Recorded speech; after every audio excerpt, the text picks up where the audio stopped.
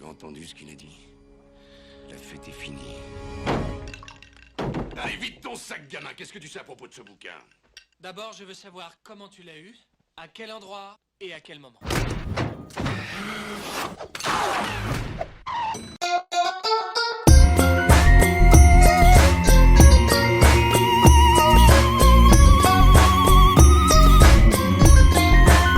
Salut David. Salut Alexandre. Eh bien, je suis vraiment ravi de t'avoir sur ce nouvel épisode de TechSource qui va être consacré aujourd'hui, on va dire, aux environnements immersifs, aux univers immersifs et toute la technologie et l'expertise qu'il y a derrière, mais pas que. David, aujourd'hui, tu es là avec nous parce que je te sais d'une grande culture, d'une grande éducation, d'une grande expertise sur ce sujet des univers immersifs qui brasse aujourd'hui beaucoup de technologies. C'est pas que la VR, il y a énormément d'autres champs. Et alors pour que les auditeurs apprennent à un peu mieux te connaître, on va commencer par un petit vrai ou faux. Alors David, est-ce que c'est vrai que tu fais de la VR depuis 25 ans? Vrai. C'est vrai que j'ai commencé à la fin des années 90 et à faire plutôt des expériences pour le grand public d'ailleurs, pour des musées, des parcs à thème, des lieux artistiques, des installations. Et on faisait déjà de la VR avec des casques, des caves et des choses comme ça. Et puis finalement, ça m'a pas quitté. 25 ans. Et voilà, 25 ans. Au moins, ouais. Au fait. Ouais. Ah, c'est une technologie qui est pas si récente, quoi. C'est un peu comme l'IA, tu vois. On se dit, voilà, ça arrive, mais il y a des sous-jacents qui sont historiques quand même et un peu anciens, quoi. Mais oui, en fait, on commence le grand public et donc la presse s'en empare quand ça devient un potentiel sujet très grand public. Et ChatGPT, par exemple, c'est le cas. Oculus Quest, Oculus, le rachat, à l'arrivée sur le marché de casques de VR destinés au grand public, ça a évidemment complètement transformé et l'industrie et la façon dont on en parle. Alors, vrai ou faux, tu es à l'origine du premier moteur de jeu vidéo capable de faire de la VR. Ça, c'est vrai, ça. T'es derrière le... C'est vrai. Oui. Énorme. En fait, pour ceux qui connaissent Virtools, c'était un moteur de jeu qui était très, très présent dans les années 2000 et qui était à l'origine destiné au marché du jeu vidéo. Et via un partenariat avec la petite boîte où j'étais, où je faisais ces installations interactives ZEDA et Virtools, on a créé ce qu'on appelait le Virtools VR Pack, donc un module qui vient s'ajouter à Virtools et qui permet de faire de la réalité virtuelle et même dans des caves, donc dans des grands systèmes immersifs, les vidéocubes, ces grands systèmes assez compliqués et chers, parce qu'à l'époque c'était ça, et on était assez présent finalement dans beaucoup de centres de recherche, d'innovation des grands groupes, etc., parce que ces technos du jeu vidéo étaient extrêmement malléables, efficaces pour prototyper des usages et faire rapidement des contenus interactifs, immersifs, pour résoudre des problématiques, entre autres chez des industriels. Et dans la série, voilà. C'est ça. Et dans la série, j'étais à l'origine en premier de choses incroyables dans la VR ou dans cet univers. Tu as créé le premier cave français. Donc, tu en as parlé juste avant. Tu peux nous rappeler ce que c'est un cave? Ouais, un cave, donc, c'est vraiment le dispositif qui a eu le plus de succès dans les industries, on va dire plutôt manufacturières, mais c'était plus ou moins les seuls à être en mesure de s'offrir ce type de système. Donc, c'est une salle typiquement cubique qui fait 3 mètres par 3 par 3 et dont les murs sont des écrans rétroprojetés, en général, relief, et avec un système de suivi de la tête, de tracking, qui permet d'avoir la parallaxe correcte sur chacun des écrans. Et du coup, de créer en fait une continuité entre les différents écrans, même s'ils sont anguleux entre eux, c'est un cube, on voit pas du tout les coins. Et en fait, on voit des hologrammes, on appellerait ça comme ça. En fait, on voit des modèles, des objets, des espaces. Et on peut marcher à l'intérieur de ce cube. Alors, évidemment, c'est pas très, très grand, 3 mètres par 3. Alors, il y en a eu des plus grands. On en a un peu plus grand chez Dassault Systèmes maintenant. Et voilà. Et donc ces grands systèmes, jusque-là, ils ont mis assez longtemps à arriver sur le marché parce Ah oui. que justement très cher. Et donc le premier qui est arrivé en France, c'était autour des années 2000. C'était le SAS-Cube, on l'appelait comme ça. C'était à Laval. Et Laval, pour ceux qui connaissent la VR, c'est Ouais. bien la capitale européenne C'est ça, le de temple. la VR. Ouais. Le temple, pour des raisons politiques qu'on pourrait expliquer. Mais enfin, en tout cas, c'était vraiment le creuset. Et donc, on a fait un partenariat avec Clarté, le centre lavallois de recherche, qui est toujours très, très actif et très, très en pointe. Et Barco. Et on a inventé donc deux choses. Donc, on a fait en sorte que ce cave existe. En plus, il était mobile parce que nous, on voulait adresser nos besoins avec nos besoins d'amener la VR dans des lieux, puisque des lieux pour faire de la VR, il y en avait très très peu à l'époque. Mhm. Et en plus, il était sur PC. En gros, jusque-là, il fallait un super calculateur Silicon Graphics qui valait 500 000 € et qui avait, je pense, maintenant pas plus de puissance qu'un iPhone récent, mais qui faisait la taille d'un frigo, quoi, en gros. Wow. Et donc, on a remplacé ça par 4 PC synchronisés entre eux électroniquement et au niveau logiciel. Et on s'est occupé de cette partie logicielle de mon côté. Et voilà. Et tu étais à l'origine de tout ça. Donc, à la suite de ce partenariat entre Dada et Virtools, moi, j'ai rejoint Virtools en tant que chef de produit et de solutions pour l'industrie et des solutions immersives. Et Dassault Systèmes, quelques années plus tard, en 2005, a racheté Virtools. Voilà. Et donc, moi, je me suis retrouvé chez Dassault Systèmes. Et tu es chez eux, chez Dassault Systèmes, tu as créé aussi le premier lab d'innovation. Alors oui, c'est vrai. En fait, quand je me suis retrouvé chez Dassault Systèmes, c'était pas tellement... Virtools n'avait pas particulièrement été racheté pour la VR. Et donc, du coup, moi... et la VR n'était pas un gros sujet chez Dassault Systèmes parce que ça faisait 0,0001% de chiffre d'affaires. Il y avait quelques produits. Et donc, il a fallu que je démontre, en fait, l'intérêt, la valeur de ces technos-là pour que ça devienne un vrai sujet et qu'on soit prêt le jour où, il y a 8 ans, en gros, ces technos seraient disponibles sous forme de casques qui coûteraient en gros une centaine de fois moins cher que les caves et qui du coup pourraient être une part faible de l'investissement de nos clients et donc en fait que ça devienne un marché pour Dassault Systèmes vendeurs de logiciels parce que sinon jusque-là c'était quand même un marché pour les vendeurs de matériel puisque c'était très très cher et très très niche, très spécifique. Et donc c'est là que du coup je me suis muté en évangéliste en fait de la VR, d'où mon surnom sur les réseaux Ivy Evangelist, on en parlera. Et que du coup j'ai commencé à créer avec les premières technos qui commençaient à être un peu accessibles, des proof of concept, des concepts expérience en fait de quoi démontrer des usages, les mettre à l'épreuve de visiteurs, en fait, clients qui potentiellement pouvaient faire des feedbacks sur la valeur, sur l'utilisabilité de ce qu'on leur proposait et faire de façon un peu itérative comme ça, en mode design thinking d'une certaine manière, des proof of concept qui après pouvaient donner lieu à des intégrations dans des produits, dans des offres, dans des solutions de Dassault Systèmes. Et donc ça, c'était un mode très open, itératif, open aussi avec les partenaires techno qui faisaient des casques, des écrans, des capteurs, des choses comme ça. Et donc ensemble, on a inventé une solution qui permettrait d'être plus utile et apporter plus de valeur que chacun des morceaux séparément, quoi. Et ça, c'était donc en fait un lab d'innovation qu'on a appelé le Immersive Virtuality Lab ou Ivy Lab. Donc là, on comprend que sur le sujet, tu touches ta bille, j'ai envie de dire, et que depuis pas mal d'années.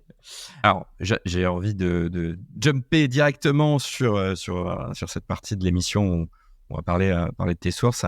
Mais avant ça, tu vas pas y échapper. Je vais te poser des questions sur cette home de téléphone à qui Ah oui. voilà. Donc, tu vas nous partager, si tu veux, donc ce que tu as sur la home screen de ton iPhone ou autre. Oui. Alors, je vais pas vous parler des trucs utilitaires pour gérer l'emploi du temps de mes gamins. Il y a un outil que j'utilise beaucoup, Ouais. c'est Obsidian. Ah, Obsidian, t'es un fan d'Obsidian, d'accord. Hyper intéressant. Ah, mais carrément. Donc, c'est un outil de prise de notes, mais surtout d'organisation de ces notes sous la forme d'un espèce de réseau de connaissances que moi, j'aime bien qualifier de jumeau virtuel de mon cerveau, d'une certaine manière. En fait, moi, j'ai un espèce d'énorme fantasme qui est que je puisse convier quelqu'un à rentrer à l'intérieur de mon cerveau pour que je lui présente ce qu'il y a dedans. Et en fait, c'est assez rigolo parce que quand tu m'as convié à cet exercice-là de ce podcast, j'avais déjà commencé à faire une espèce de représentation de ce que j'ai pu faire au cours de ces 30 et quelques dernières années.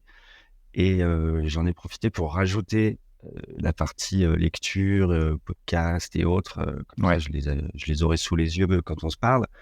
Mais en fait, tout ça, c'est une espèce de représentation, quelque part, de mon univers intellectuel. Donc, c'est un peu un virtual me, un jumeau numérique de mon cerveau. Bon, il est 2D. Et moi, je pense qu'un jour, on va voir tout ça converger avec le métavers. Enfin, on pourra inviter les gens dans un espèce d'appart. Je digresse par rapport aux sources, mais je pense qu'on est quand même bien dans le sujet. En fait, quand on regarde avec le numérique, avant, quand on allait voir, on était invité chez des potes à dîner, ou on regardait la bibliothèque et la discothèque, complètement. La vidéothèque éventuellement de nos potes. Complètement. Et c'était un vrai sujet de conversation. En fait, ah putain, tu l'as lu ce bouquin, j'adore cette BD. Ah, trop bien l'intégrale de machin. Et maintenant, c'est quoi l'équivalent maintenant que tout est dématérialisé, quoi. On n'achète plus d'objets qui sont stockés dans une bibliothèque ou une discothèque. Et donc, c'est quoi l'équivalent de ça? Et je pense que ça avait une vraie utilité. Et donc, moi, j'imagine assez bien qu'on puisse trouver des façons de représenter de façon digitale, virtuelle, ces univers de connaissances qui nous caractérisent, en fait, et qu'on voudrait amener à partager avec d'autres gens, quoi. C'est hyper intéressant. Bref. Donc Obsidian, vas-y. Non, c'est dis-moi ce que tu lis et je te dirai qui tu es, quoi. Je crois que c'est Mauriac qui disait ça. Et c'est l'exercice qu'on fait quand on est invité chez des amis, comme tu dis, tu vas dans la bibli, tu scrutes, tu rebondis, c'est exactement ça, et c'est un peu l'exercice du podcast. Et Obsidian, alors pour les gens qui connaissent pas, effectivement, alors moi je l'ai jamais utilisé, mais c'est un super outil qui permet d'aplanir un peu de toute ta connaissance, enfin tout ce que tu consommes. En fait, ça utilise énormément les tags. Il y a un moteur de recherche aussi qui est bien foutu.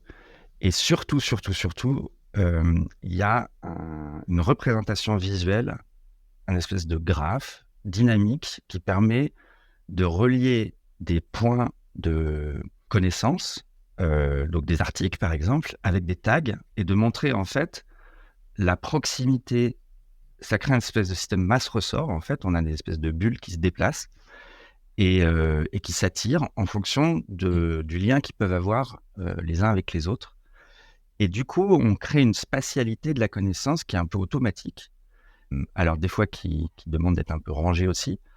Mais je trouve ça extrêmement intéressant de pouvoir visualiser en fait de la connaissance et de faire des analogies entre l'importance, par exemple, qu'on peut avoir sur l'intérêt qu'on peut avoir sur un sujet, et puis finalement la masse d'articles ou de liens qu'on a pu recueillir autour de ce sujet.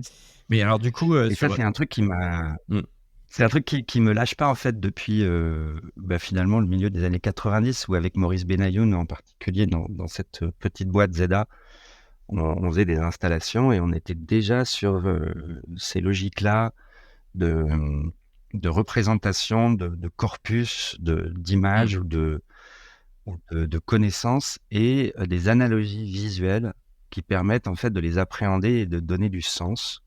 Et et de découvrir en fait des choses qui sont totalement inattendues en fait. On en reparlera peut-être, mais moi je prédis que, enfin, l'IA, on se demande évidemment ce qu'elle est en mesure d'inventer. Je suis pas certain que l'IA puisse avoir la puissance du cerveau humain pour inventer des choses qui sont pas prévues en fait du tout. Ouais. Et sur Et cette représentation, voilà, la découvrir visuellement, c'est une façon de faire émerger de la connaissance imprévue et de la créativité. alors Obsidian, on pourra en parler pendant des heures parce que c'est un outil qui est magique. Moi, alors je dis ça, je le connais pas, je l'utilise pas, mais j'ai beaucoup d'amis autour qui m'en parlent. Moi, j'arrive pas à savoir si c'est un outil ou un peu comme tu vois d'autres outils. Je pense à Notion par exemple, qui sont Oui, géniaux. C'est cool ça, mais est-ce que tu passes pas plus de temps à apprendre comment fonctionner, à apprendre à maîtriser l'outil que de l'utiliser? Ça, c'est un peu la question que j'ai pour toi là. Obsidian, tu peux t'en servir au début sans utiliser toutes les fonctions avancées, puis tu les découvres au fur et à mesure. Ok.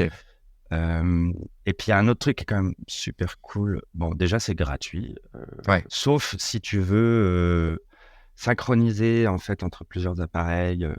Ah oui, il s'avère qu'en fait il y a un moyen de le faire même sans payer. Je devrais pas dire ça, ils vont finir par le découvrir et puis ils vont me le couper, mais c'est pas grave, je payerai. Ouais, donc non, mais voilà, Obsidian, qu'est-ce que j'ai d'autre? Ouais, c'est accessible, c'est pas si compliqué. Et puis il y a enfin, ça peut être un outil de productivité assez génial parce qu'on peut tout faire au clavier. En fait, ça utilise un langage je sais plus comment ça s'appelle, de description qui fait que si on veut faire un en-tête 1, on tape Markdown. dièse espace. Ça doit être ça. Bon, bref. Qu'est-ce que j'ai d'autre sur ma home screen? J'ai, eh ben dis donc, j'ai pas grand-chose de très très pro, hein, au final. J'ai TikTok. Alors, pourquoi j'ai TikTok? Parce que bon bah évidemment c'est cool et c'est marrant. Moi voilà, c'est un peu récréatif, mais moi je fais beaucoup de veille avec. Ah oui. Enfin, en fait, si on réfléchit, c'est de la veille parce que par exemple tout ce qui est IA générative, large model language, bah en fait je suis 2-3 comptes.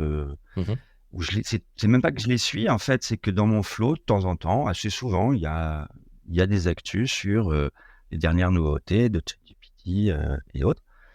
Et bah, j'ai fait ma culture, on va dire le minimum de culture sur ce sujet grâce à TikTok, en fait.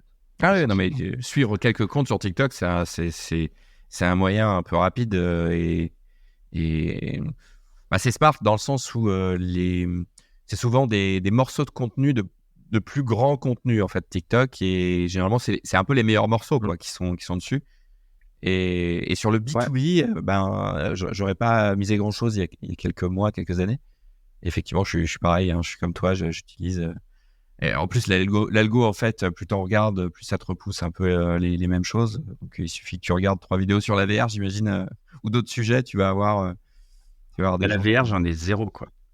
Il me pousse rien sur la VR parce qu'en fait, il n'y a pas de raison. Et puis, enfin, je veux dire, j'ai pas besoin de TikTok pour me faire une idée de ce qui peut se passer sur la VR. Vraiment. What else? Bah, LinkedIn, hein, vraiment. Alors, c'est pas sur ma homepage. Je l'ai mis exprès sur la deuxième. En fait, tout ce qui est réseaux sociaux, je les mets pas sur la homepage. J'ai enlevé la plupart des notifs et des vignettes parce que j'ai bien compris comment on se fait attraper le cerveau par ces réseaux. Et donc, j'ai pas envie d'avoir le comportement compulsif d'aller cliquer sur ceci et cela parce qu'il y a une pastille et je me suis même pas rendu compte que je viens de passer une demi-heure alors que j'étais en train de faire tout à fait autre chose. Mais bon, LinkedIn, l'algo de LinkedIn est quand même bien foutu et puis il est quand même basé sur la proximité avec des vraies personnes, enfin des personnes qu'on connaît vraiment in real life. Et finalement, je pense que c'est là où moi, perso, j'apprends le plus et je suis, entre autres choses, surtout donc mon domaine, VR, AR, et puis les autres domaines dont on parlera peut-être tout à l'heure, liés aux sciences, aux neurosciences, aux sciences cognitives et tout ça. Bah oui, les gens que je connais et auxquels je fais confiance, pardon, ben, je sais que leur contenu, il correspond à des choses qui vont me parler, que c'est pas du bruit, comme il y en a énormément sur les sujets VR, XR, métavers. Alors heureusement, il y a la vallée de la désillusion qui heureusement vient nettoyer un petit peu le bruit sur un domaine, mais le hype arrive sur un autre. Voilà. Mais moi, j'ai accès à des gens et à des communautés, à des groupes de gens qui faisaient de la VR avant le hype de l'Oculus et du Vive et des casques grand public. Donc, évidemment, et donc ils sont souvent très liés à la science, à la recherche. Ouais. Parce qu'en fait, elle est partie de là, cette VR. Et moi, je suis toujours en contact, heureusement, même très, très, très, très, de façon très proche avec la communauté scientifique qui s'occupe de ces sujets-là. Et c'est là le vrai cœur, le vrai fond de l'innovation, c'est quand on va la chercher directement dans les labos, quoi. C'est hyper intéressant. C'est les labos C'est hyper intéressant. Hyper intéressant ce que tu dis parce que bon, le podcast, il est là aussi pour dire aux gens qui s'intéressent à certaines technologies par où on commence, qu'est-ce qu'on regarde et alors, ok, on va parler de source, mais en général, si on est sur une technologie qu'on a envie de surveiller, qu'on a envie d'un peu de creuser, c'est vrai que le réflexe communauté scientifique et aller vers la science, quoi, hein, aller vers des descriptions de brevets ou des white papers ou des thèses, quoi. Ça peut être intéressant de Alors revenir. après, c'est beaucoup plus ardu, hein. Disons que, évidemment, un papier scientifique d'un domaine qu'on connaît pas bien, c'est à comprendre. Ouais, c'est costaud. Moi, j'ai eu la chance d'être très, très tôt fréquenter la communauté en particulier de la conférence I3EVR, qui est vraiment, alors ça, c'est une pure source. C'est la conférence sur la VR, la R, l'interaction machine spatiale, enfin, tous ces sujets-là, qui est souvent aux US, qui va être en Europe d'ailleurs, et même en France, en 2024 d'ailleurs. Et ouais, moi j'allais à ces confs-là en tant qu'éditeur de logiciels, parce que du coup on était sponsor, on avait un petit stand dans les pauses, et puis nos clients, les labos, utilisaient nos outils. Donc du coup on avait une vraie proximité avec toute cette communauté scientifique. Ça m'est même arrivé de publier des trucs. Donc ouais, être au contact d'une communauté scientifique assez tôt, ça aide. Après, si on est très passionné, on peut raccrocher les wagons et réussir à lire des papiers assez compliqués, quoi. Ça c'est un peu. Mais c'est les gens, voilà. C'est les gens, ouais. Les gens, LinkedIn, c'est un peu. Voilà. C'est ça. C'est ce que tu disais, LinkedIn, c'est les gens, hein, ouais. Franchement. Je lis très peu de choses qui sont écrites par des gens que je connais pas, hein. Ou je finis par les connaître. C'est peut-être ça aussi le paradoxe, le truc marrant, quoi. Alors ça, c'est que LinkedIn rapproche les gens, quoi. Et donc du coup, tu finis par connaître les gens et les intégrer à ton réseau quand bien même tu les connaissais pas, parce qu'en fait tu les tags, parce que tu leur écris, parce que tu les tags de façon précise sur un sujet précis, parce qu'ils sont les champions de ce sujet précis, et donc ça c'est valorisant pour eux et ils ont envie d'interagir avec toi, voilà. Alors, on va passer maintenant. Là, on a fait la home screen. On a vu, hein, elle est assez épurée et assez efficace, on va dire. Quelles sont tes sources de lecture aujourd'hui? Alors, c'est large, hein, c'est tes newsletters éventuels que tu lis, des blogs, voire. Alors, quand je dis lecture, c'est aussi audio-vidéo. Il y a peut-être des podcasts que tu écoutes. Alors, lecture. Bon, à part effectivement LinkedIn ou des choses qui sont vraiment de la sérendipité, ça doit être ça, voilà. Je picore, ça vient comme ça. Après, il y a des choses, il y a une newsletter que je lis quasiment systématiquement, c'est l'usine digitale. Franchement, c'est très propre. Les articles sont courts. Sur les sujets qui me concernent, la VR, c'est toujours... il n'y a pas de bullshit, enfin, il n'y a pas d'approximation. Julien Bergogneau, je crois que maintenant, qui s'occupait de cette section-là, il est devenu le directeur, le rédac chef de tout l'usine digitale. Il le mérite bien. Très smart, et alors, c'est pas toujours lui qui écrit les articles sur ces sujets, mais franchement, rien à dire. Et puis, ça relie avec tout le reste du digital. Donc, effectivement, il y a innovation, etc. Enfin, vraiment, pour moi, ça, c'est incontournable. et très efficace en termes de temps passé versus connaissances acquises. Donc ça, c'est une newsletter. Ça, c'est une newsletter. Sinon, moi, en fait, ma culture et mes sources, c'est surtout beaucoup l'audio. Ouais. Alors moi, je suis un enfant de France Inter. Je vis dans une famille où je suis né. Il devait y avoir France Inter le jour où je suis rentré de la maternité. Il devait y avoir France Inter à la radio. Mais en gros, ouais, on a beaucoup une culture comme ça dans ma famille et je continue d'écouter beaucoup d'émissions sur France Inter. Donc, de toutes sortes. Et en particulier, alors, il y a un podcast que j'adore. C'est Le Code a changé. Alors, j'ai oublié son nom, il m'en voudra pas, j'espère. Le Code a changé, c'est de la haute couture du podcast parce que c'est fait par France Inter et c'est produit par Radio France. Enfin, et donc, du coup, c'est les moyens de la radio qui sont quand même, de la radio publique exceptionnelle avec des gens qui vont, le mixage sonore, le choix de l'environnement. Et puis, j'adore comment ils racontent. En fait, ces interviews, c'est pas des interviews. En fait, il raconte comment il a discuté avec la personne qu'il a interviewée. Ouais. Et il se met en scène. Et là, je me dis, mais alors, nanana. Et du coup, je lui demande, nanana. Et on entend la réponse de l'autre. En fait, on n'entend jamais la question que lui pose à la personne qui l'interviewe. Voilà, c'est très, très joliment storytellé. Et malheureusement, il n'y en a pas assez. Mais vraiment, j'adore. Alors, toujours sur France Inter...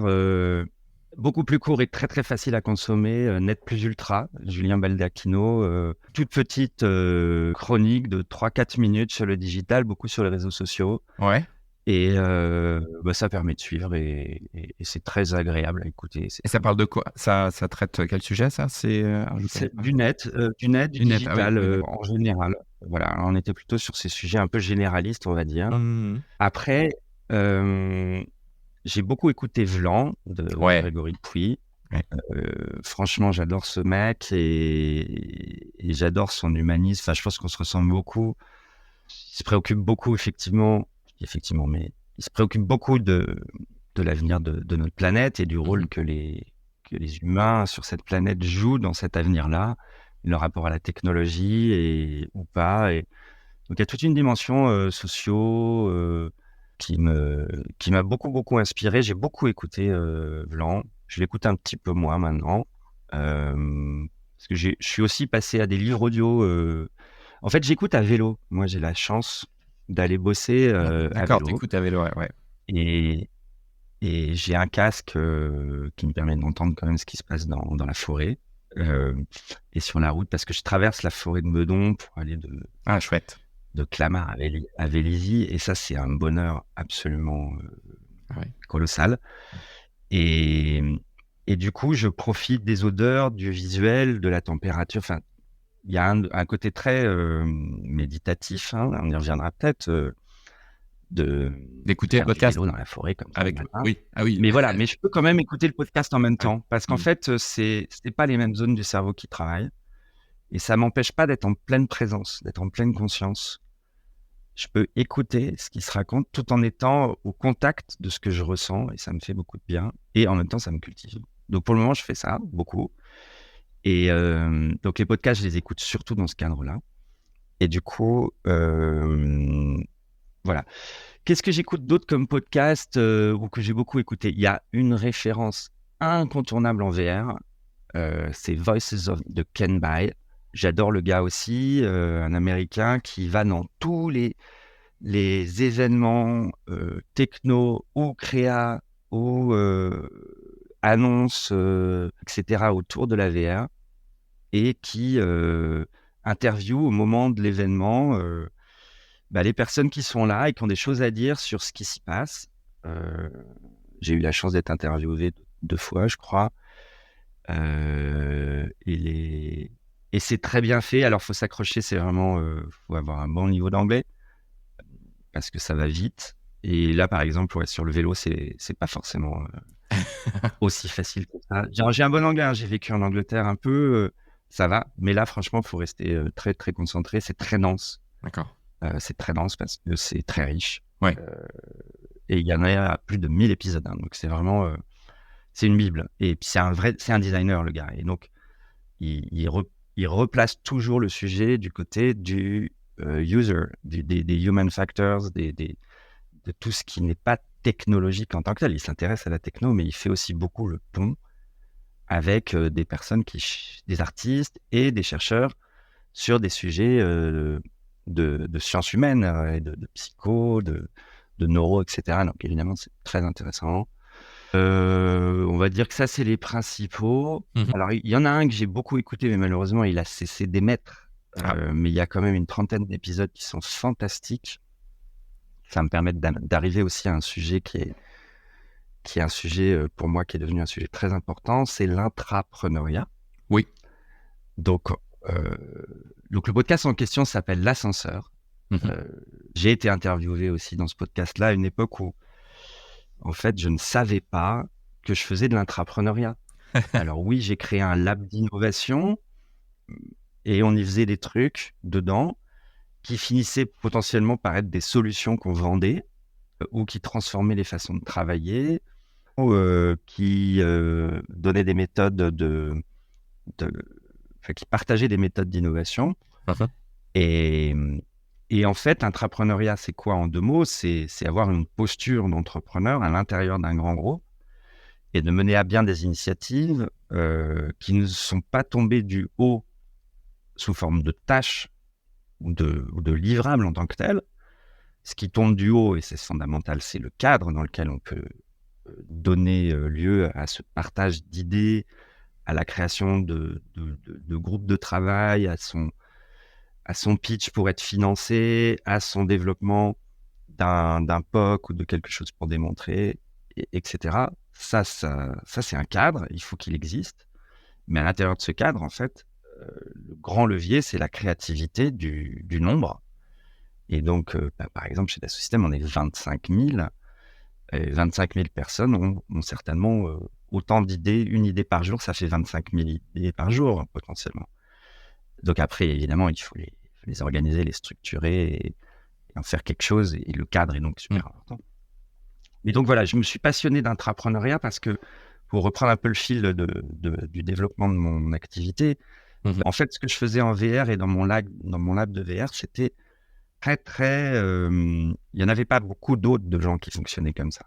Et donc, du coup, ça n'a pas forcément trouvé un réceptacle pour que ça se pérennise.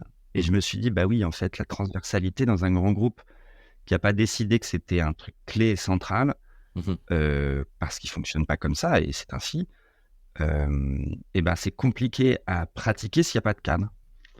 Et donc, du coup, moi, j'arrivais souvent à mobiliser, à sensibiliser des personnes à travailler avec moi sur un POC, mais on se retrouvait souvent à ce que le manager, finalement, contraigne d'une certaine manière la personne avec qui je bossais à faire uniquement ce que le manager avait demandé, quoi. Et donc, je me suis dit, il faut un cadre à tout ça. Et c'est là que j'ai commencé à réfléchir et à comprendre, en fait, ce qu'est l'intrapreneuriat et comment, du coup, imaginer un cadre pour permettre de créer cet effet bottom-up, cette multiplicité des idées par le nombre et l'engagement, en fait, que ça peut créer et les capacités de transformation que ça peut créer. Il y avait un podcast alors sur le sujet, ça, j'ignorais que le... Oui, donc le podcast s'appelle L'Ascenseur Podcast, le podcast des salariés audacieux et ambitieux. Et alors, cette idée d'ascenseur, elle m'est restée, parce que l'ascenseur, c'est prendre l'idée et la monter jusqu'au COMEX, si besoin est, pour qu'elle prenne une échelle significative. Et donc, ils ont interviewé 30 personnes en 30 jours. Enfin, ils se sont donné un petit défi. Elles se sont donné... j'ai adoré leur démarche. Et elles ont interviewé tous les acteurs de cet écosystème, des labs d'innovation ouvertes qui ont mis en place ce type d'activité, de la BNP à Naval Group, en passant par Orange, you name it, enfin vraiment, qui n'a pas de lab d'innovation qui pratique ce type de choses. Et vraiment, là, j'ai tout appris. J'ai tout appris grâce à ça, sur ce sujet. En tout cas, ça m'a permis vraiment de me faire une idée très, très structurée de ces leviers et du coup de pouvoir en faire quelque chose après. Alors, si on résume sur les podcasts, tu as parlé le code a changé. Là, on vient de parler de l'ascenseur podcast. Tu as parlé d'un en anglais, c'est ça que tu disais? Alors, j'ai plus le titre. Ouais, Ouais. Voices of VR, mais tout ça, je te donnerai. Ouais, c'est VR, ouais. Les refs, elles sont sur un Miro. Oui, j'ai pas parlé de Miro tout à l'heure. Non, mais qu'est-ce que j'ai sur mon desktop? En fait, mais parce qu'en fait, Miro sur le smartphone, c'est plutôt un outil de visualisation que de création. En tout cas, je m'en sers pas pour créer sur Miro. Ouais. Sur mon smartphone. Mais en revanche, c'est dans mon menu start de mon PC. Et c'est quand même un super outil de représentation des idées, des liens entre les idées, de présentation aussi, et puis de co-design, de co-création, d'animation en fait, de sessions, d'innovation collaborative, de co-design, etc. quoi. Donc ça, c'est pour tes lectures de type magazine et de type podcast. Est-ce que tu as des bouquins? J'imagine que tu as une tonne de bouquins que tu as dû lire. Ouais. Est-ce que tu as 1% de cette somme de bouquins que tu voudrais nous partager? Oui. Alors, moi, mes lectures sont beaucoup autour des sciences humaines, de la socio, de la psycho, aussi du leadership, développement personnel, machin, choses comme ça, un peu comme sur les podcasts. J'ai oublié de citer le podcast de Pauline Léniaud, qui a eu différents noms, mais aussi qui m'a beaucoup influencé. Ah oui, le gratin. Voilà, c'était le gratin, mais je crois que ça s'appelle plus comme ça. Je crois que ça s'appelle le podcast de Pauline Léniaud. Et Métamorphose aussi. Bon, allez, je ne peux pas tous les citer, mais on les mettra peut-être en ref. Les bouquins qui ont vraiment, qui m'ont marqué, qui ont structuré ma façon de penser. Je crois que le premier bouquin de psycho qui m'a vraiment touché, c'est Eric Berne. C'est Que dites-vous après avoir dit bonjour? C'est l'inventeur de l'analyse transactionnelle. Et vraiment, si vous connaissez rien à la psycho et si ça vous intéresse de trouver un modèle qui permet d'expliquer les relations entre des personnes, et en particulier dans le boulot, et les malentendus qui peuvent exister dans le boulot, dans le couple, dans la famille, etc. C'est vraiment un chouette bouquin qui, en tout cas, moi, après avoir dit m'a ouvert. Ouais. Côté boulot, il y a un bouquin qui m'a pas mal aussi inspiré, c'est La semaine de 4 heures. Comment il s'appelle? Tim Ferriss. Ferriss. Ouais. Alors, c'est un grand fou qui a optimisé sa vie. Alors, bon, je pense qu'il y a une partie qui est un peu fictionnelle ou un peu exagérée, mais ça donne une petite idée de comment, en fait, repenser la façon dont on gère son temps.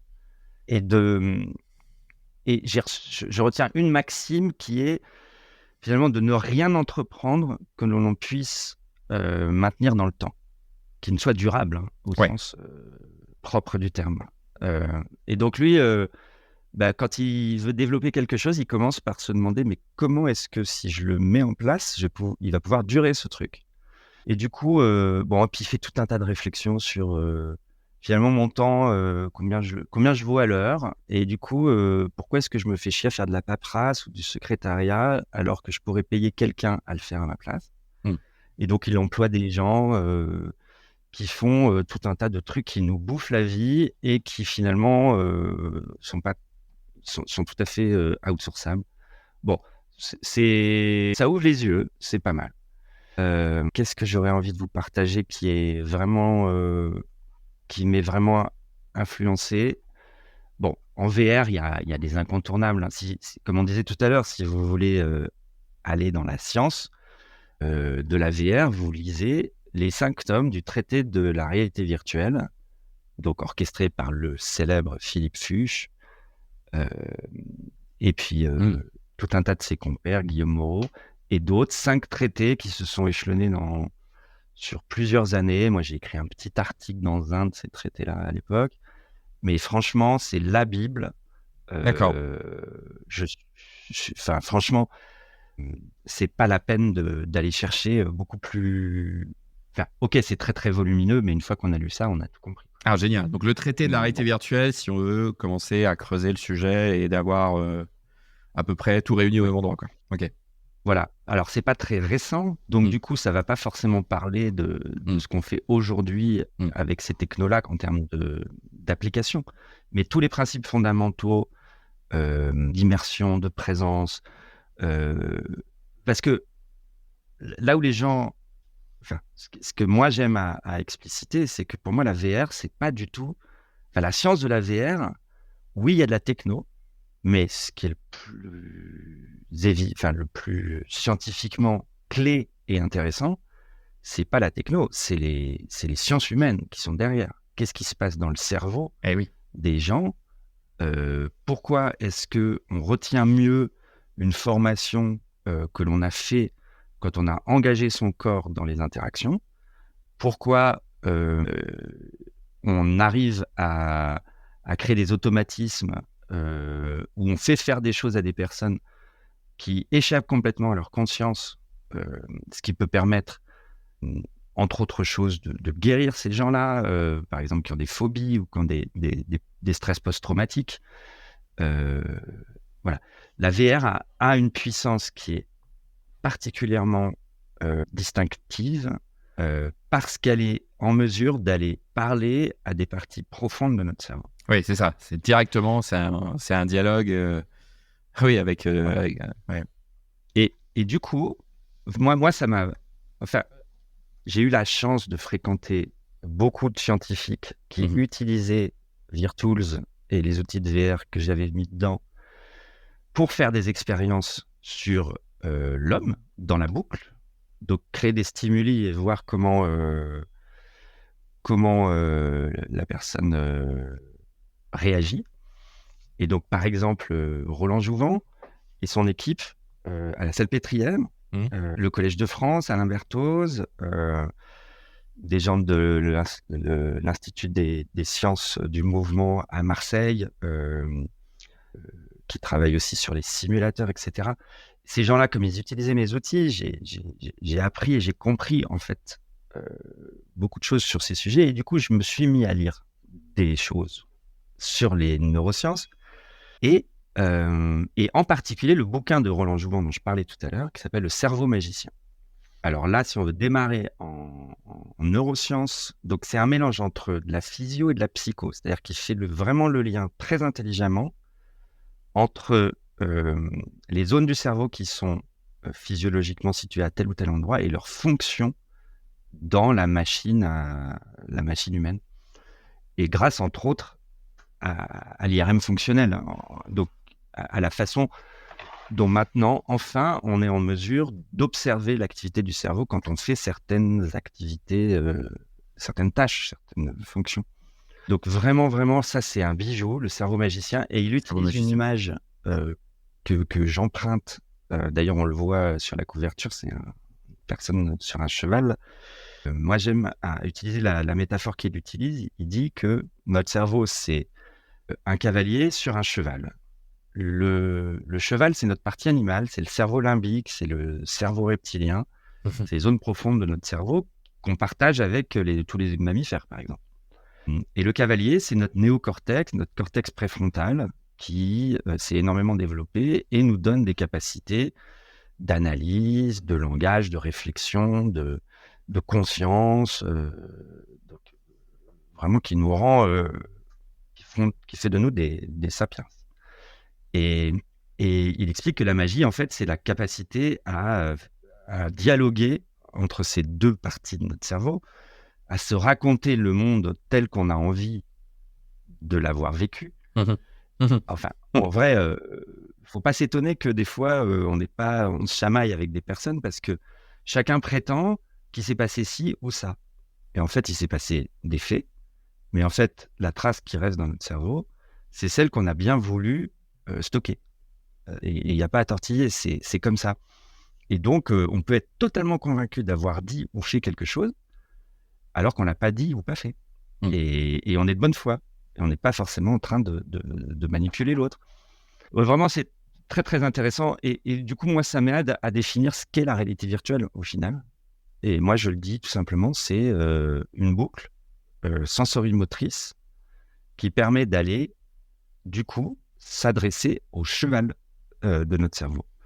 à la partie animale, à la partie réactive, à la partie instinctive, et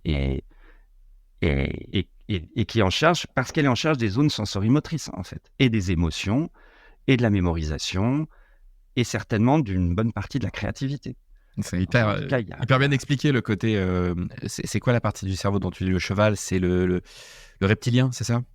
Alors, c'est le reptilien et le limbique. Le Le reptilien, c'est vraiment les fonctions qu'on partagerait avec les reptiles, hein, et puis qui est aussi en charge de tout ce qui est automatique. Alors après, il y a le tronc cérébral encore plus, mais en gros, c'est vraiment la machine qui réfléchit pas, quoi, du tout, qui ressent pas, qui est complètement mécanique, y compris toutes les fonctions de gestion du corps, en fait.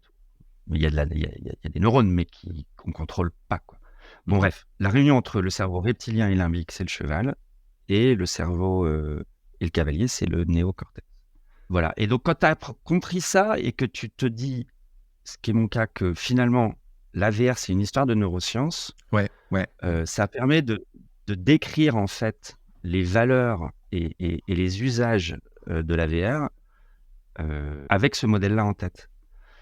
Et en gros, à quoi ça sert la VR? Ça sert à faire rentrer ou à faire sortir des trucs du cerveau, et en particulier de notre cavalier, en allant stimuler le cheval, en lui faisant rentrer des percepts, des sensations,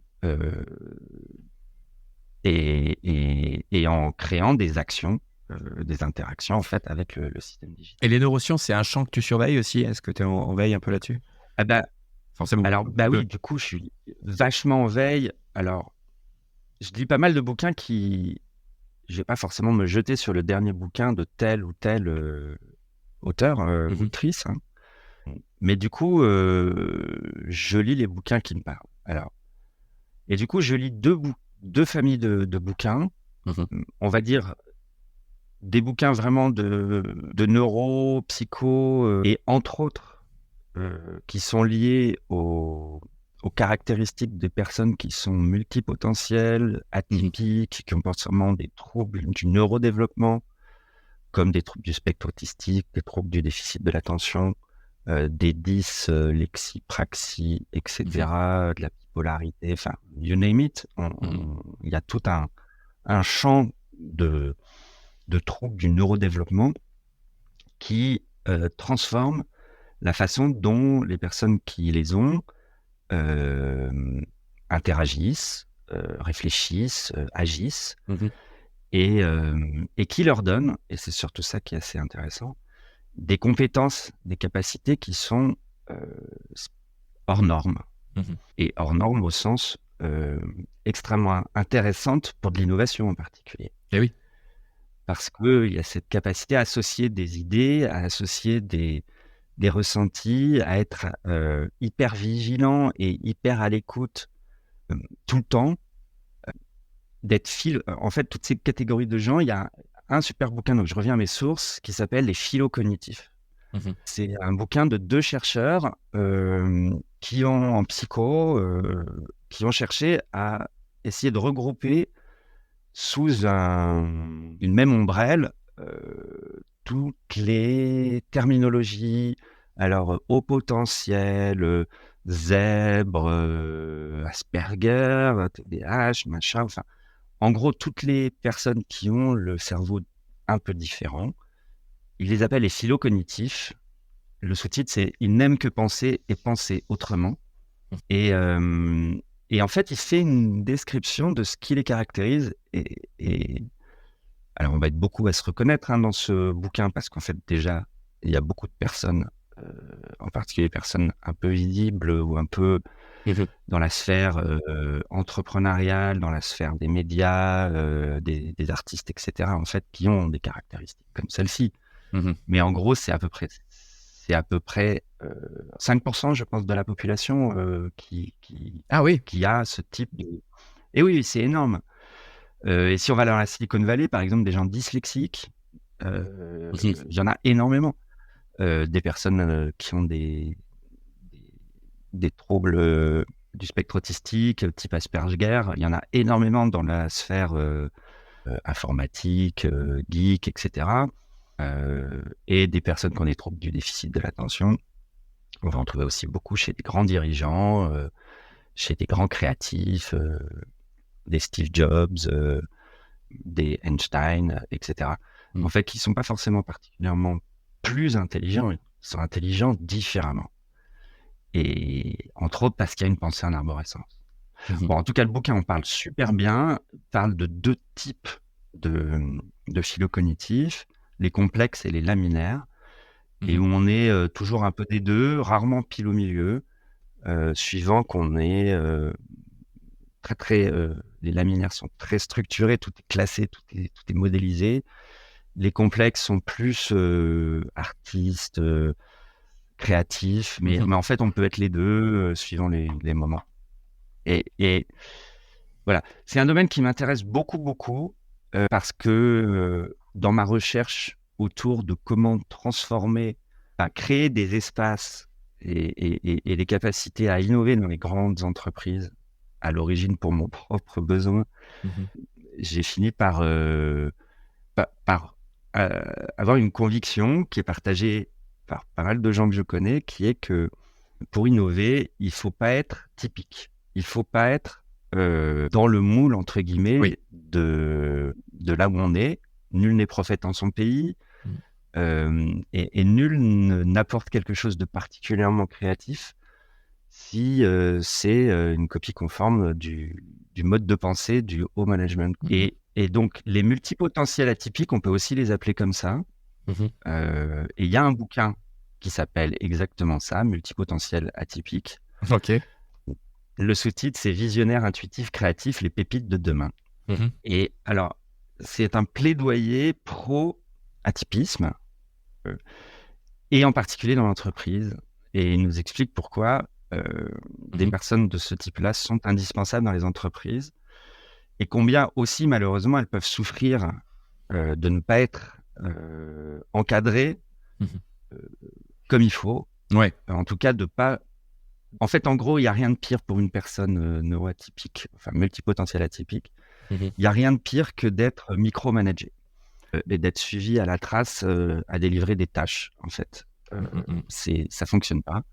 Ça fonctionne pas et c'est même souvent la source de burn-out et de grands troubles professionnels, en fait, qui viennent du fait que on ne sait pas les prendre, ces gens-là. Ils sont compliqués à gérer, mais en fait, c'est pas si compliqué. Et ce bouquin l'explique assez bien. Mais je vais le lire, ton bouquin, parce que je ne sais pas si je fais partie de ces gens-là, mais en tout cas, moi, j'ai un mode de fonctionnement de si tu regardes par-dessus mon épaule, tu comprends rien à ce que je fais.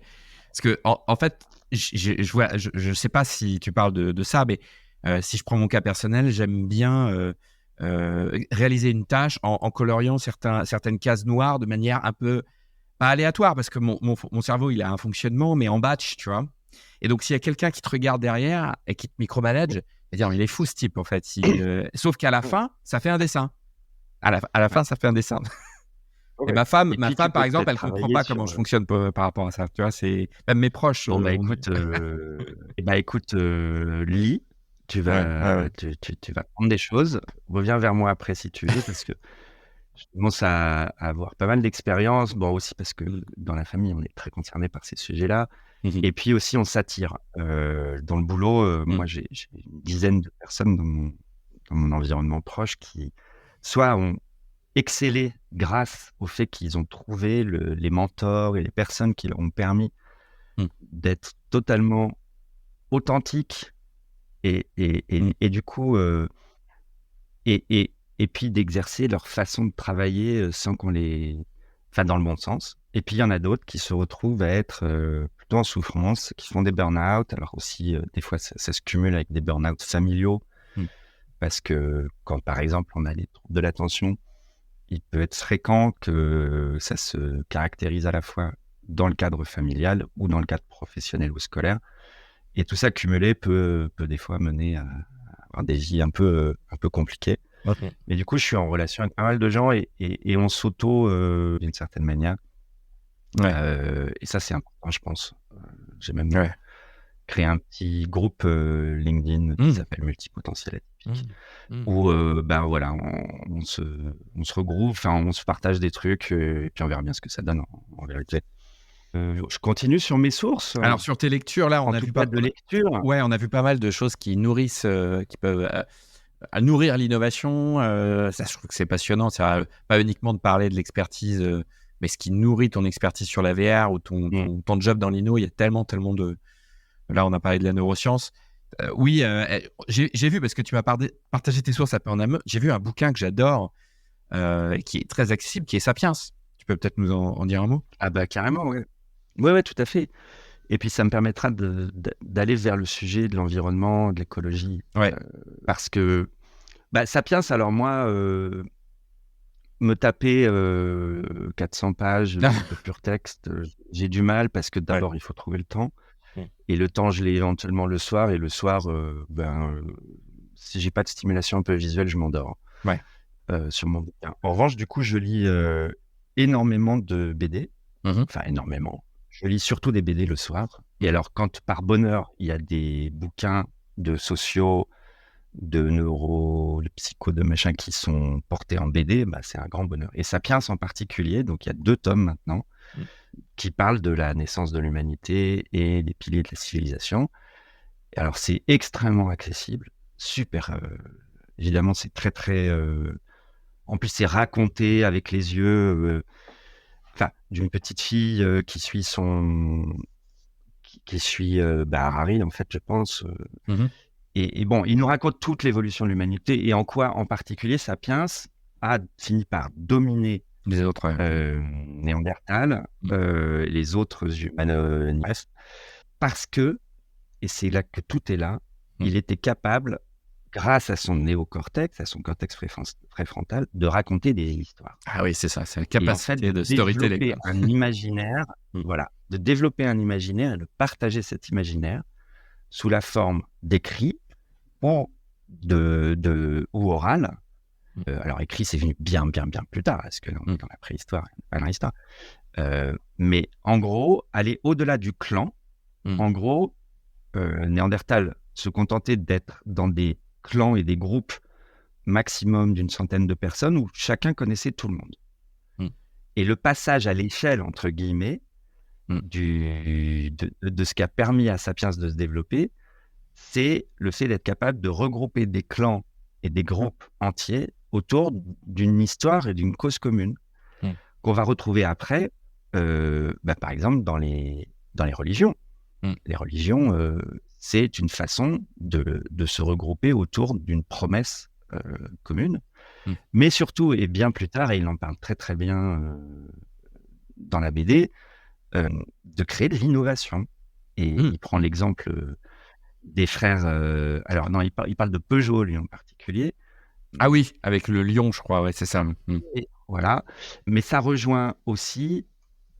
j'essaie de ne pas me mélanger entre toutes mes rêves. Voilà, tout à coup, je suis perdu. Non, voilà, si, ça rejoint Start With Why. Aussi, pour moi, une des très, très grandes références. Redis-moi le nom, parce que moi, Simon Sinek. Les noms. Alors, moi, c'est un de mes dieux, Simon Sinek.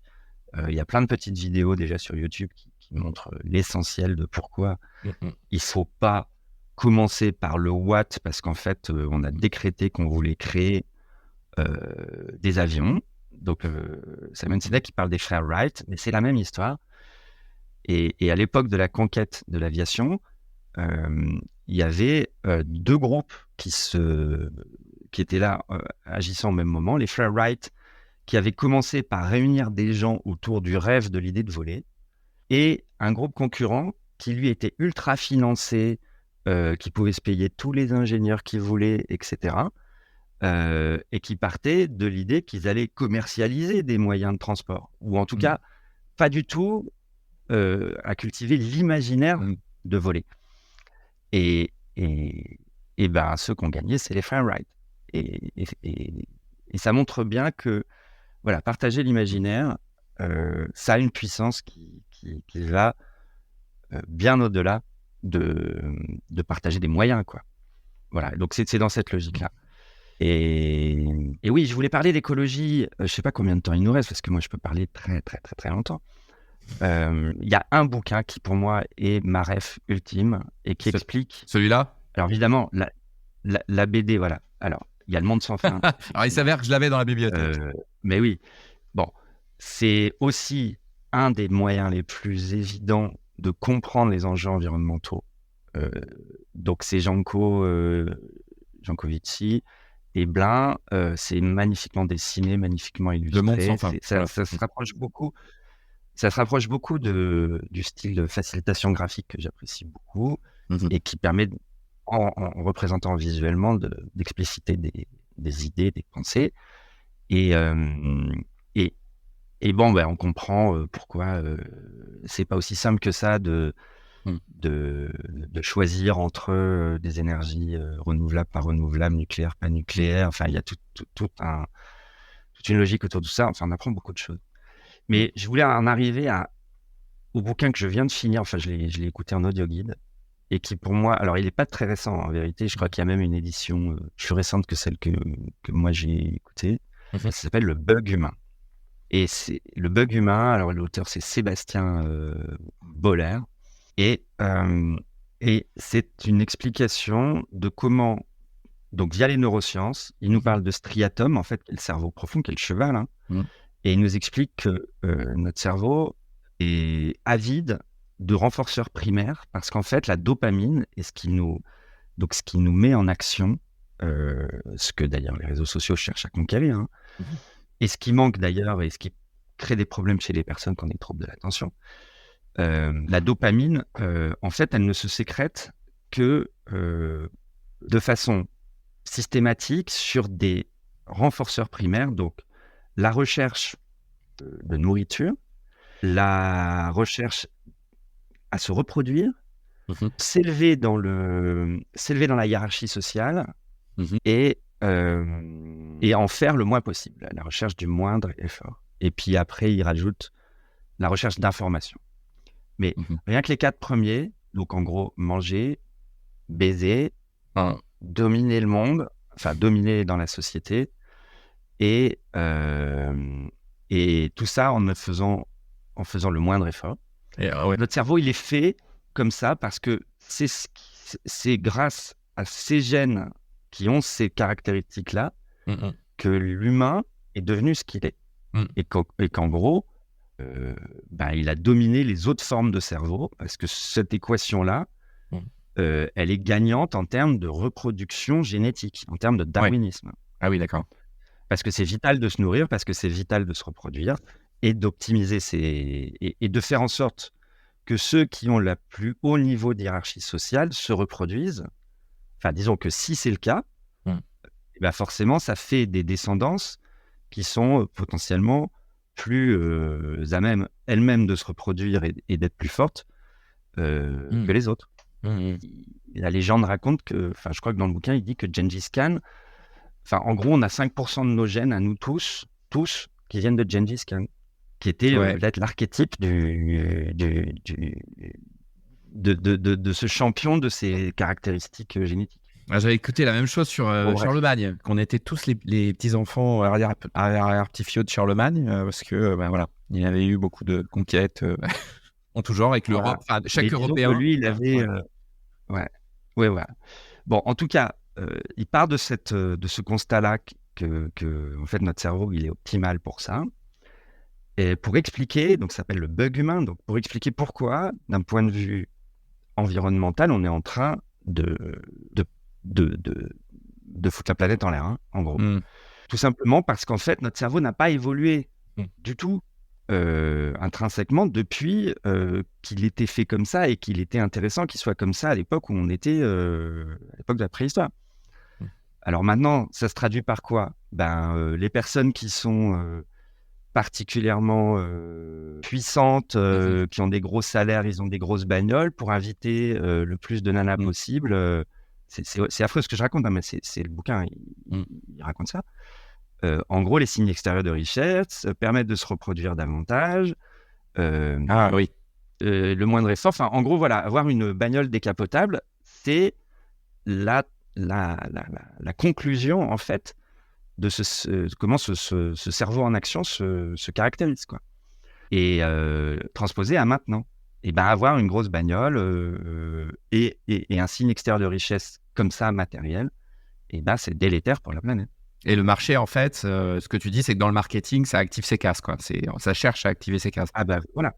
Les réseaux sociaux, le nombre de likes, c'est monter dans la hiérarchie sociale, Ouais.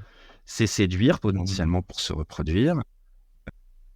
Et ça explique aussi pourquoi et en fait, la conscience, notre néocortex, qui lui serait en mesure et est en mesure de lutter contre ces renforceurs primaires, en fait, il y a une lutte permanente entre ce qu'on est capable de contrôler et nos pulsions qui nous viennent en fait de notre c'est exactement cerveau, ça. de notre cheval, quoi.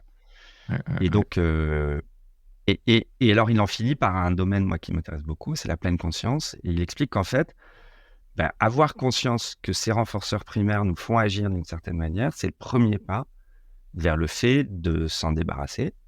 Il passe aussi par la case qui explique qu'en fait, il y a tout un tas d'écrits qui nous ont permis de nous libérer en fait de ça, à commencer par la Bible et les 10 commandements.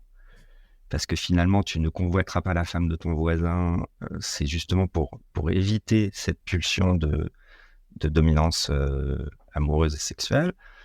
Tu ne tueras point pour éviter la dominance hiérarchique, etc.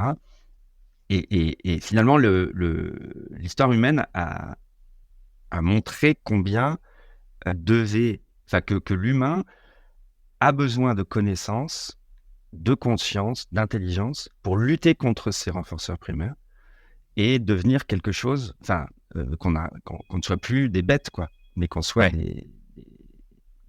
justement des êtres d'intelligence et de conscience. Et du coup, la méditation, il conclut en disant que la seule chose qui sauvera l'humanité et la planète, c'est la connaissance et la conscience, et qu'il est fondamental de développer ces capacités-là pour sortir de ce côté complètement primaire de nos activités. Alors, en fait, le fait d'avoir conscience, c'est juste suffisant finalement. C'est déjà un énorme pas. Plutôt que d'aller les combattre, ces instincts primaires, le fait de conscientiser, c'est déjà un bon exercice, quoi. Voilà, mais conscientiser et du coup faire ce qu'il faut pour se mobiliser. Et en particulier, moi je m'intéresse beaucoup aux imaginaires et je crois qu'en fait, pour amener cette conscience ailleurs, il faut coloniser les imaginaires avec des visions positives de l'environnement et au contraire lutter contre le marketing en fait qui nous amène à toujours vouloir plus de consommation et voilà.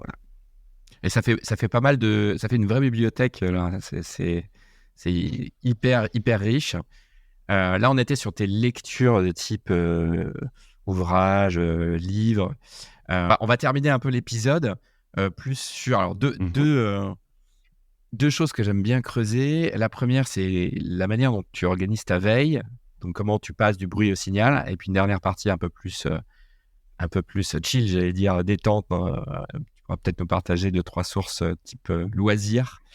Sur ta partie veille et orga de la veille, souvent les invités me disent moi, je n'ai pas forcément une structure hyper calibrée. Souvent, la sérendipité arrive comme moteur principal. Est-ce que c'est ton cas ?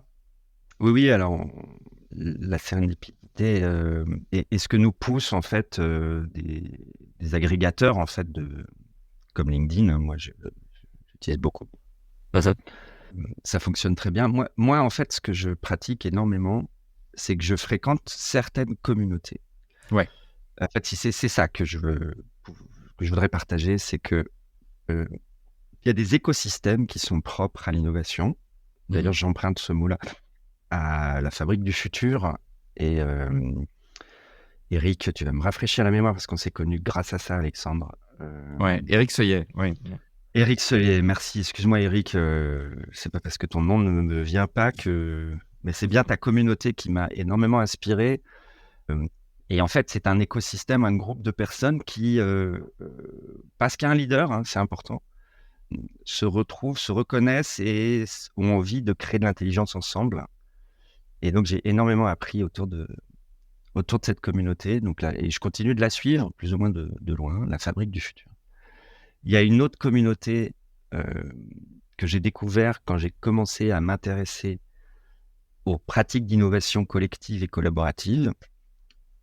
C'est un collectif qui s'appelle Co-Design It. En fait, c'est un groupe d'indépendants, de consultants, entre guillemets, enfin de freelance, qui travaillent dans le co-design et l'innovation collaborative, qui organisent des sessions, des workshops, des sessions de créativité, enfin, whatever le nom, et qui m'inspire alors déjà, qui m'a révélé ce domaine, dans lequel après je me suis spécialisé, j'ai fait des formations de facilitateur graphique, et puis une formation un peu plus longue en partenariat avec le CNAM l'année dernière, pour aller un petit peu plus au fond des choses et justement mettre un peu de science dans tout ça, sur donc l'innovation collaborative, on va dire.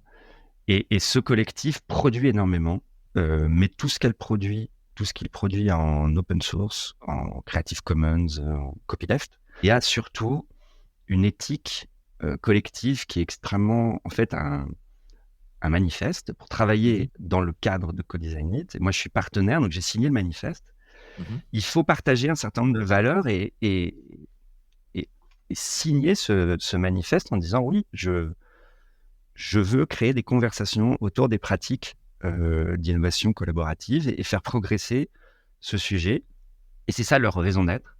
C'est pas se réunir pour être plus fort à vendre des prestations à des grands groupes, parce que c'est plus facile de se référencer, de référencer une seule structure. Et puis si on est remplaçable, c'est aussi vachement pratique. Ça, c'est un side effect. Et là, j'ai appris un truc dingue, c'est que en fait, quand on donne, c'est le principe de l'open source. Enfin, moi, j'aime bien donner sans chercher à recevoir. Et puis, il s'avère que on reçoit après quand on est dans un écosystème positif et généreux et altruiste, et où la raison d'être de cet écosystème n'est pas nécessairement de gagner de la thune, mais plutôt de créer de la connaissance.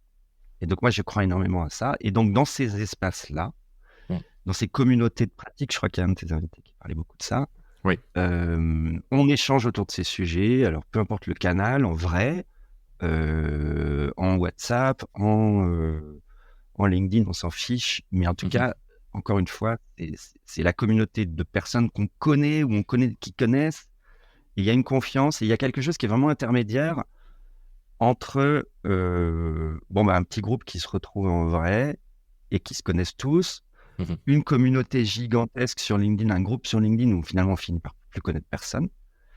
Et entre les deux, moi je pense qu'il y a cette juste taille, qui sont des écosystèmes où il y a un noyau dur qui se connaît relativement bien et qui vient agréger de plus en plus de personnes et créer ce climat de confiance qui est propre à l'innovation. Et donc du coup, il y a deux groupes là-dedans qui fonctionnent aussi comme ça, après Co-Design It. Il y a la FXR, donc c'est l'association française de XR. Je suis un des j'étais président jusqu'à il n'y a pas très longtemps, je suis un des cofondateurs. Je suis vice-président maintenant parce que j'ai passé un peu la main. Enfin, voilà, c'est bien que ça tourne et que ça évolue. Dans cet écosystème à FXR, il y a beaucoup de scientifiques. Il y a des gens qui utilisent la science dans leur pratique industrielle, qu'elle soit l'industrie culturelle ou manufacturière. Et il y a une certaine estime et une certaine reconnaissance d'avoir fait partie et de faire partie d'un creuset. Et donc, on échange assez bien dans cet écosystème-là. En réel, alors ça s'était un peu interrompu à cause de la pandémie. On va refaire des journées donc, de la FXR, qui succéderont aux journées de la FRV.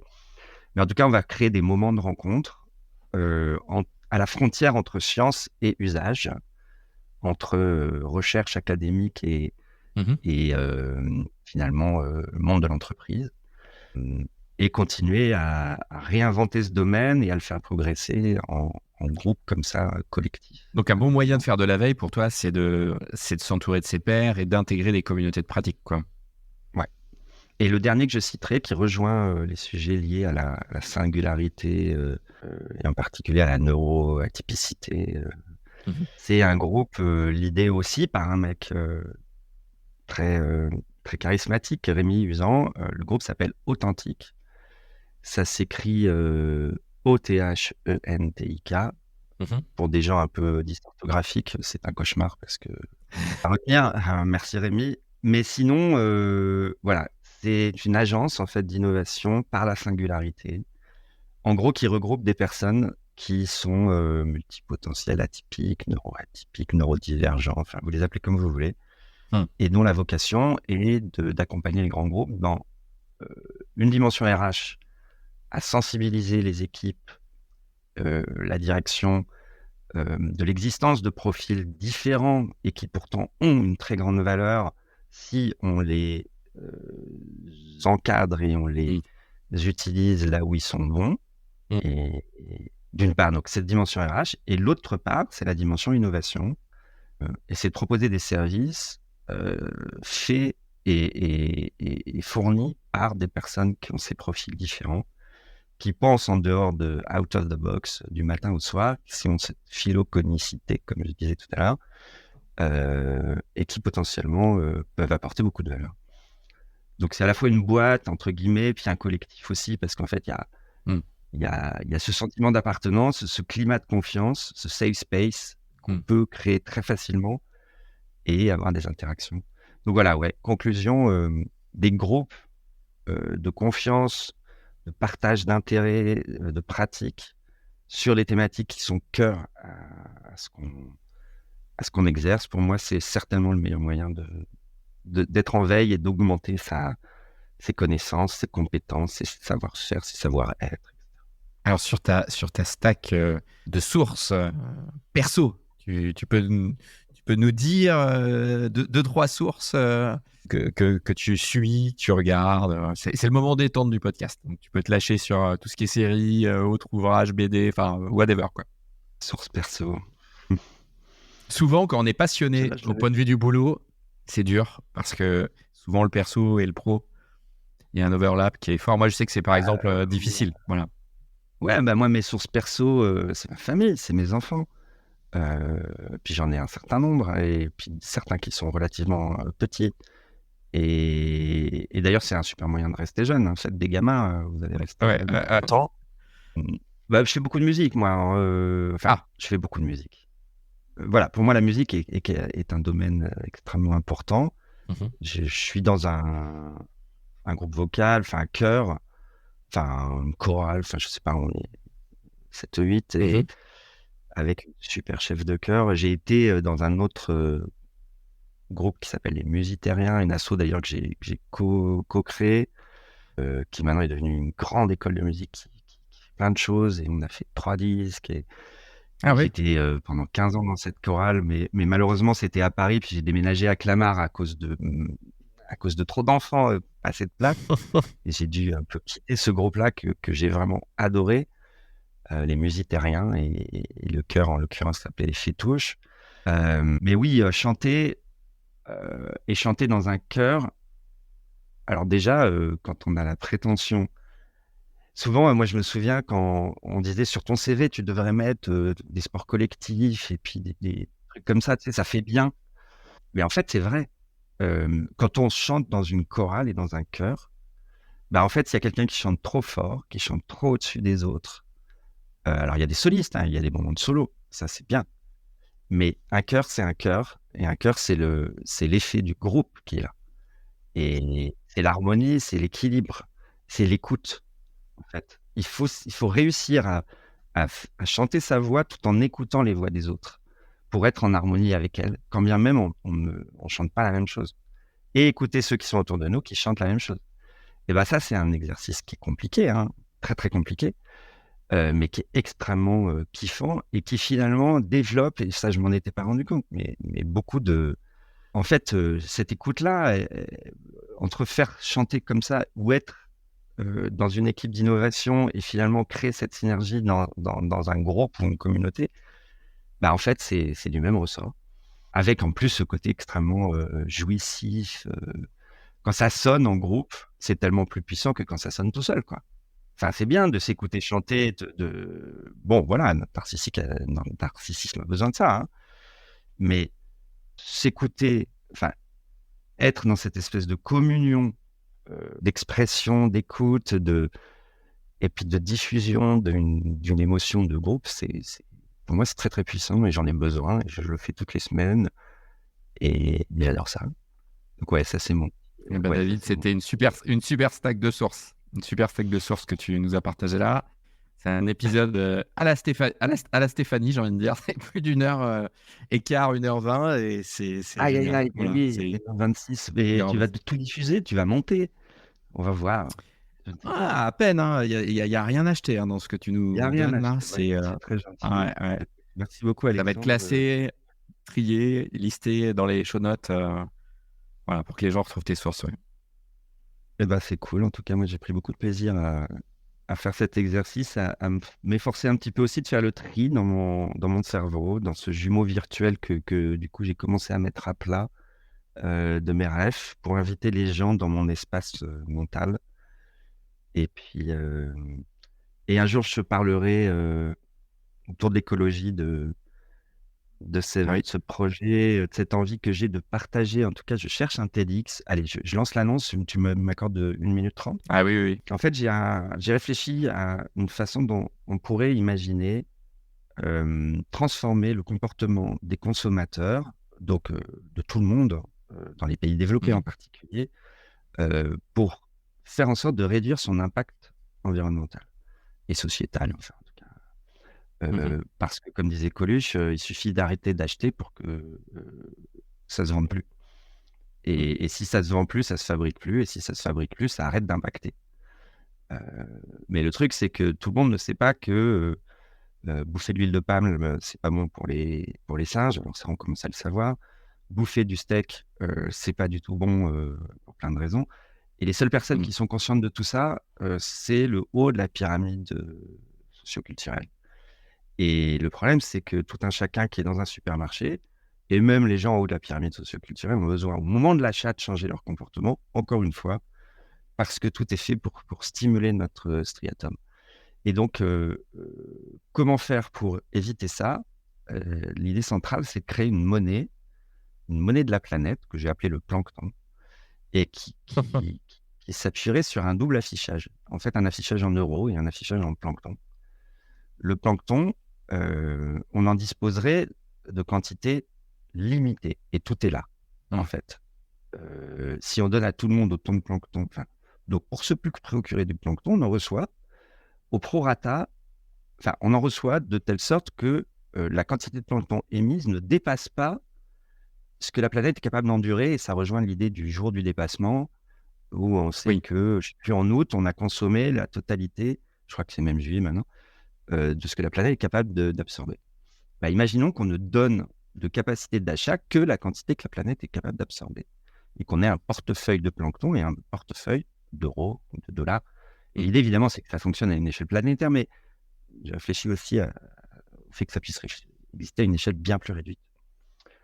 Et ça a plein d'effets qui se coulent, entre autres aussi le fait que des personnes qui ne sont pas du tout frugales dans leur comportement, qui prennent des jets tous les 36 du mois pour aller se la couler douce à l'autre bout du monde, eux, ils n'auront jamais assez de plancton, puisqu'on va en distribuer de façon équitable à tout le monde autant.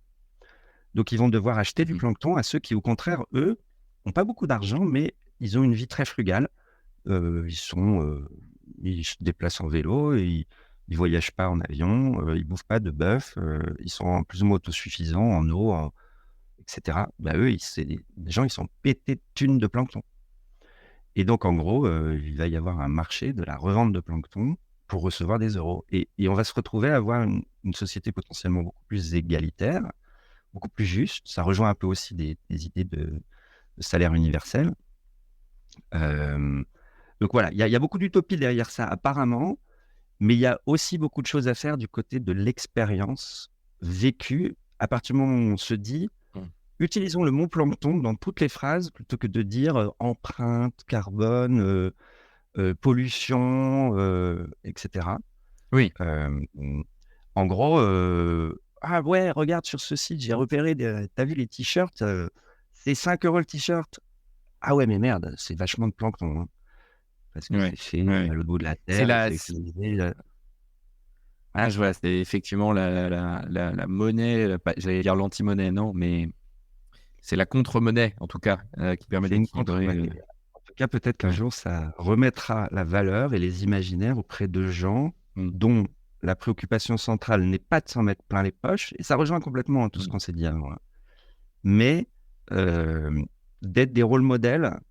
Voilà, pour moi, Emmanuel Faber, c'est ancien boss de Danone, en charge d'un grand projet de comptabilité extra-financière. C'est le même sujet. Ces gens-là, pour moi, j'ai beaucoup plus d'estime. Et ces gens-là, ils devraient être glorifiés bien au-delà de Elon Musk. Et pourquoi est-ce que la presse s'intéresse à Elon Musk et ne s'intéresse pas plus que ça à Emmanuel Faber, quoi. Voilà. Alors, long story, j'aimerais bien raconter tout ça dans un TEDx ou dans de moyens que peut-être tes auditeurs voudraient me donner pour en parler. J'ai jamais eu le temps d'écrire soit une fiction, soit... En fait, c'est certainement ça que je voudrais faire déjà. Peut-être une BD, peut-être un talk, et peut-être une start-up ou un projet d'intrapreneuriat chez Dassault Systèmes. J'en sais rien. Ça viendra peut-être. Mais l'appel est lancé, en tout cas. L'appel est lancé. Ouais. Voilà. Eh ben, j'ai passé un super moment, mais vraiment super. Merci David. Et je vous donne rendez-vous pour un prochain épisode de TechSource. Et merci beaucoup, Alexandre. Merci d'avoir écouté cet épisode jusqu'au bout. Pour retrouver toutes les sources de cet épisode et découvrir d'autres invités, rendez-vous sur techsource.io. Cette émission est produite par le studio de podcast Airparty. Airparty, c'est aussi Planet Creators, le podcast de la Creator Economy, mais également Many to Many, l'émission des communautés augmentées. Pour retrouver toutes les émissions du studio, direction airparty.io. À très vite.